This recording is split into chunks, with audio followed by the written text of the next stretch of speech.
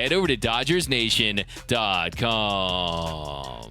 So this is already shaping up to be one of the wildest MLB trade deadlines in recent memory. You have transcendent generational superstars that are available. First it was Juan Soto, and now there's a possibility that the Angels could trade Shohei Ohtani.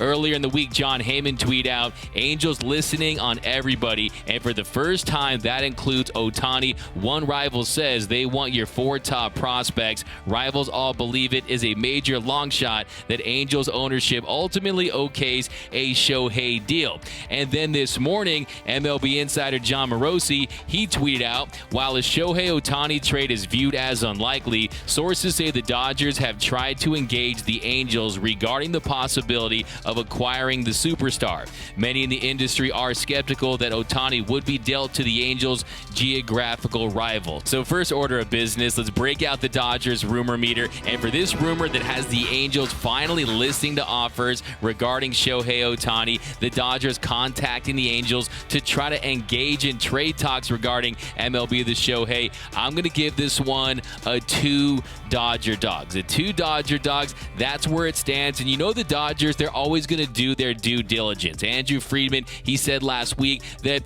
they owe it to their fans to always try to make contact with teams that have superstars available. And Shohei Ohtani, he's really the superstar of all superstars. He's the modern day Babe Ruth. Through his first 50 career starts, he has more strikeouts than Jacob deGrom, a lower ERA than Garrett Cole. Through his first 500 games as a hitter, he has more home runs than Ted Williams and more RBIs than Ken Griffey Jr. This is not just a once-in-a-generation player. This is a once-in-a-sport player. A guy that can take on the physical beating of being a starting pitcher, do everything it takes in between starts to be ready to go to pitch at an elite level while also be an MVP caliber bat. I mean, we're talking about the reigning MVP of the American League. And look, the Dodgers right now, they're already stockpiled with stars. There's more stars on the Dodgers than there are at most red carpets at Hollywood premieres here in town. But you add Shohei Ohtani to a team that already has superstars like Mookie Betts and Trey Turner and Freddie Freeman. Well, they become the Beatles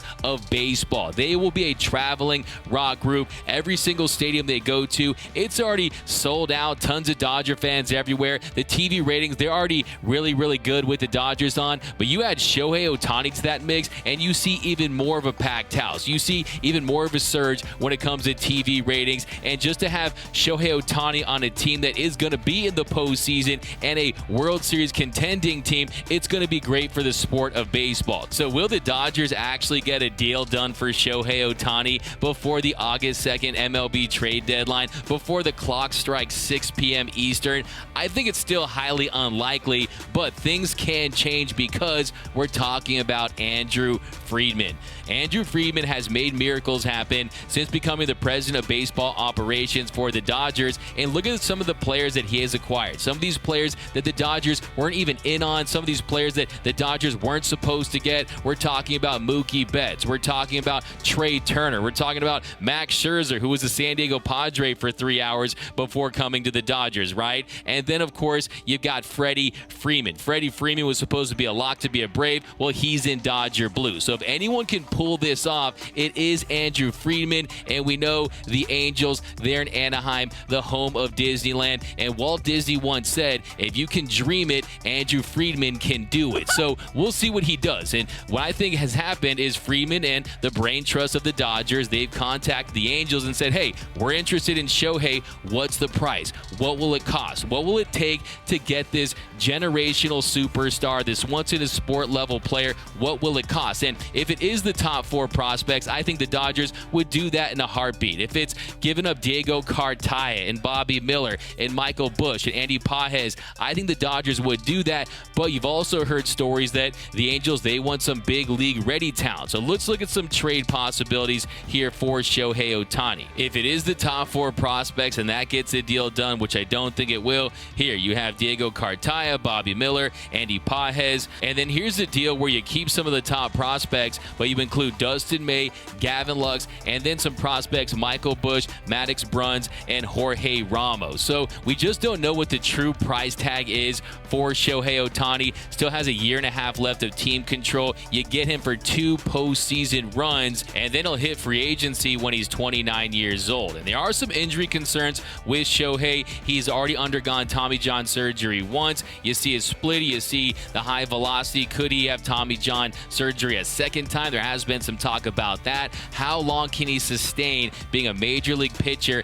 and a hitter at the level in which he does it? That's a big question, but we're talking about Shohei Ohtani. This is the one guy that has done it successfully since Babe Ruth. So if anyone can do it, it's Shohei. The man sleeps like 15 hours a day. He takes care of his body, so he's definitely committed to doing this. And I think if you're LA and you are actually considering trading away your top prospects along with some big league ready controllable talent, and you are considering going after these big whales and you have to pick between Juan Soto and Shohei Ohtani, well, I think there's a much better chance that you can lock up Ohtani long term. When you talk about the age difference, 29 versus 26 when they hit free agency, and then there's the Scott Boras factor and all of this. If the Dodgers traded for Juan Soto and everything was sunshine and rainbows, he's still testing the waters and he's still going to be looking for a contract in excess of $450+ million.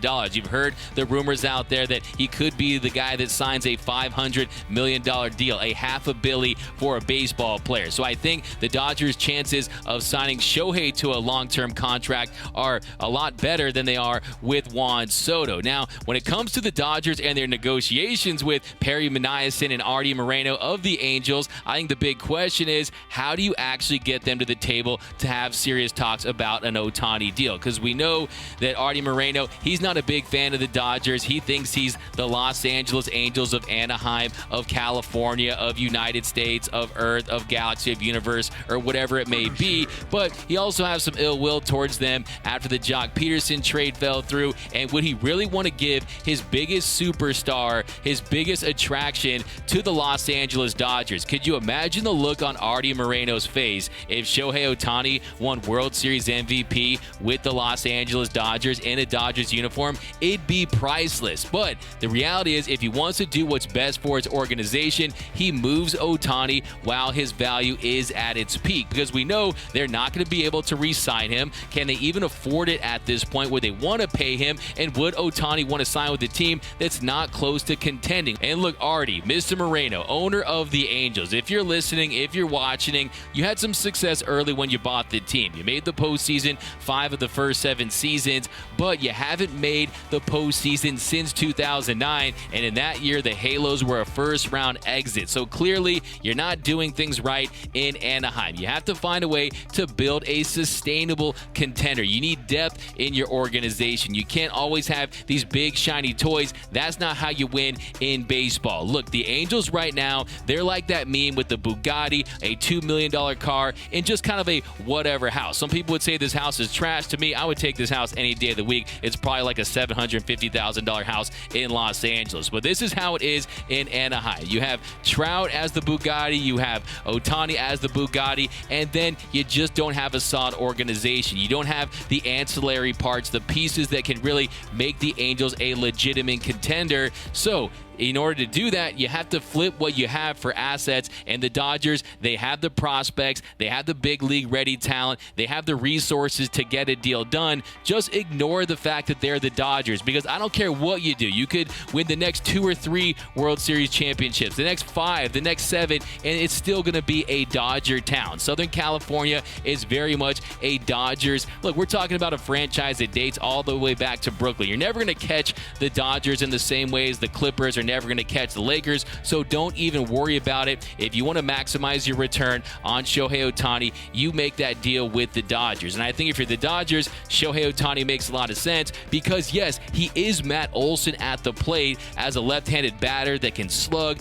and he's Luis Castillo on the mound. And you saw Luis Castillo, he was traded to the Mariners, and the Mariners, they traded away 3 of their top 5 prospects. So if the Mariners had to trade 3 of their top 5 prospects for Luis Castillo, I can only imagine what the Angels' asking price is going to be for Shohei Ohtani. They're under the same amount of team control. So I don't think that it would just require your top 4 prospects. You will have to give up some big league ready talent, guys like Dustin May and possibly a Gavin Lux, along with a treasure trove of prospects. But I do think that if Ohtani's camp was open and willing to sign a long-term extension or did indicate they would strongly consider signing with the Dodgers long-term, I think if you're LA, this is Shohei Ohtani we're talking about. And you already need a starting pitcher in this postseason, in my opinion. And if you look at his numbers, he's a guy that is dominant on the mound. With starters with at least 90 innings pitched, his 36.4 K percentage ranks first in Major League Baseball. A 5.8 walk rate, that's 20th. A 2.81 ERA, that's good for 18th. You look at his FIP, a 2.37 FIP, good for second. A 2.30 xFIP, that's good for second. A 2.34 Sierra. So he is outstanding on the mound. Power numbers are down a little bit, but he still has that pop at the plate. On the year, he's slashing 251, 345, 481 with a 351 WOBA, a 129 WRC plus. He's hit 21 bombs in 417 plate appearances. But let's say the Dodgers do the unthinkable, that the internet breaks because they've made a trade for Shohei Ohtani. And let's dream for a second. Let's look at this Dodgers lineup with Shohei Ohtani. Now, I would imagine the Angels would want Gavin Lux, but let's say they were able to keep Gavin Lux. You can have a lineup with Mookie Betts leading off in right, Trey Turner batting second at short, Freddie Freeman at first, Shohei Ohtani at the DH spot batting cleanup, Will Smith behind the dish batting fifth, Gavin Lux batting sixth at second,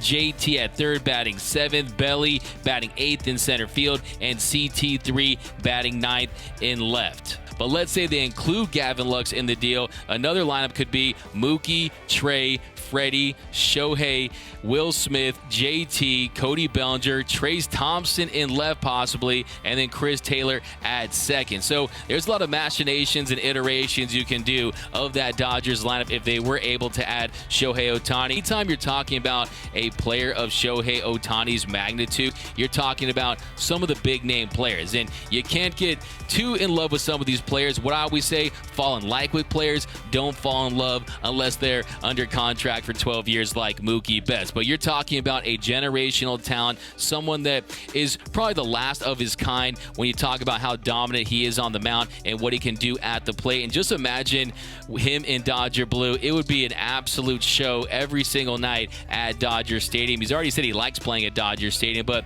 I gave you guys a chance to dream. I do think it is unlikely, but like I said, anything can happen with Andrew Friedman and the Dodgers. And if there is one organization that has the farm system, has the assets, the prospects, the big league ready talent, it is the Los Angeles Dodgers. Look, they even have the ability to take on a bad contract. I hope they don't take back, Rendon or anything like that, but they do have that ability. But let me know down below in the comment section, would you be willing to give up your top 4